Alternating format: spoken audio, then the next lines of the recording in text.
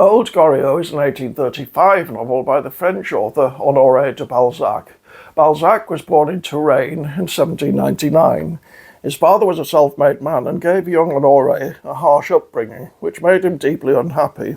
After a spell in a law firm which he hated, he turned to literature.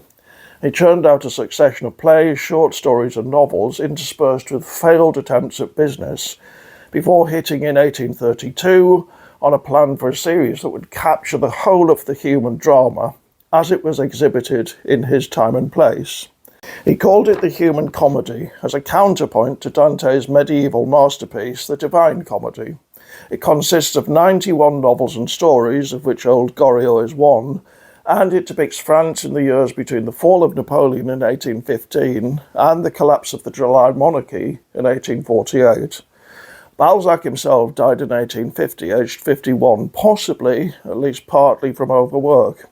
His adult life was punctuated by frequent illnesses.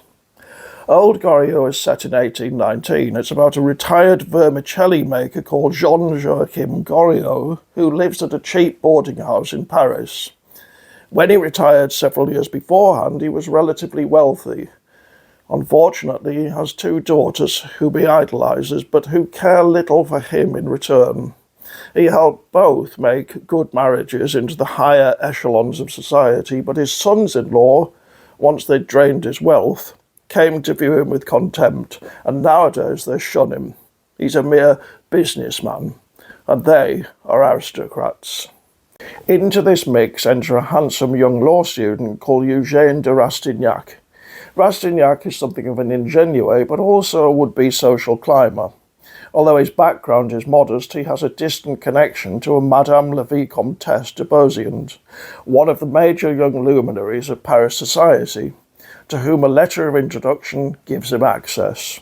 He charms her, and she agrees to act as his mentor. She then introduces him to her acquaintances, including each of Goriot's daughters in turn. He falls in love with the elder. In this novel, everyone in high society seems to be involved in cheating of some kind, with their extramarital affairs being just one example.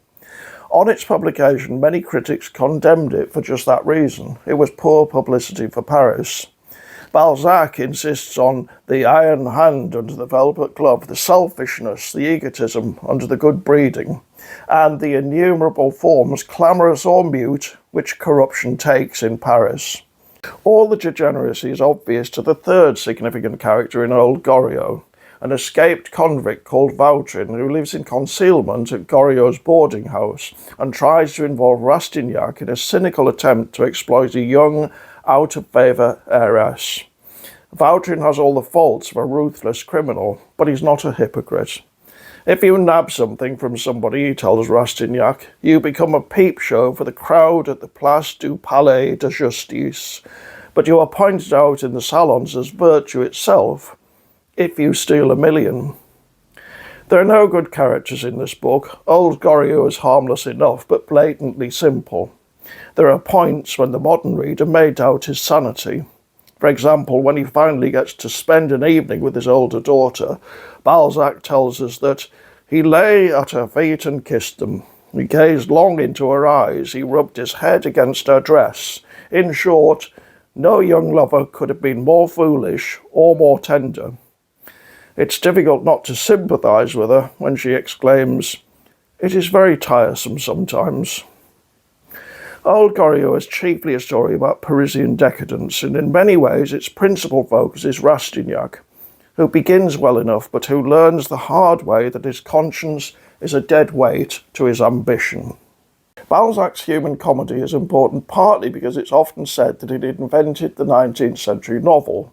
In his 2020 Balzac's Lives, Peter Brooks goes further, endorsing Oscar Wilde's assessment that Balzac didn't just invent the 19th century novel, but the 19th century itself. The invention, he tells us, takes the form of a remarkable set of life stories that marshal the dynamic forces of a new era. It's entrepreneurs, bankers, inventors, industrialists, poets, artists, bohemians of both sexes, journalists, aristocrats, politicians, doctors, musicians, detectives, actors and actresses, moneylenders, peasants, professors, prostitutes, The list extends to cover all social spheres and all careers in a world where the assigned identities of the ancien regime have given way to an uncertain new order where everything seems to be up for grabs, if you can find some way to get the money. I think it's fair to say that no one really writes novels like old Goriot anymore.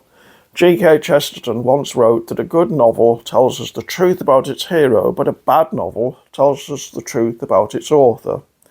I'm not sure that's correct. I always learn a lot about Balzac when I'm reading his novels, just as I learn a lot about Dickens when I'm reading his. And the same could probably be said for most 19th century novels. The author's never an insignificance. By contrast, I have very little idea what the best modern novelists think about their characters or about the world.